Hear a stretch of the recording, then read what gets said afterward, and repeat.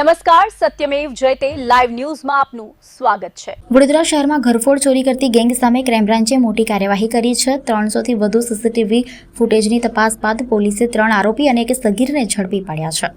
શહેરમાં બંધ મકાનોને નિશાન બનાવતી ગેંગ છેલ્લા કેટલાક સમયથી પોલીસ માટે પડકાર બની હતી, ત્યારે ક્રાઇમ બ્રાન્ચે સતત પેટ્રોલિંગ અને સીસીટીવી ફૂટેજના આધારે આ ગેંગને ઝડપી પાડી છે। પોલીસ તપાસમાં આરોપીઓ રાત્રિના સમયે બાઇક પર નીકળી બંધ મકાનો શોધતા હોવાનું સામે આવે છે। મકાન બંધ હોવાનું જણાય તો તાળા અને નકુચા તોડી અંદર પ્રવેશ કરી સોના ચાંદીના દાગીના, રોકડ અને કિંમતી સામાનની ચોરી કરવામાં આવતી હતી।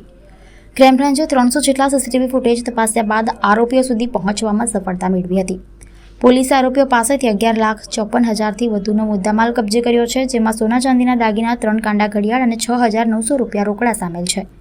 આ અંગે જેપી રોડ, નંદેસરી, છાણી, ફતેગંજ, સમા, ગુરવા, અકોટા, ગોત્રી, બાપોદ અને કપુરાઈ વિસ્તારમાં ચોરી કરી હોવાનું સામે આવ્યું છે।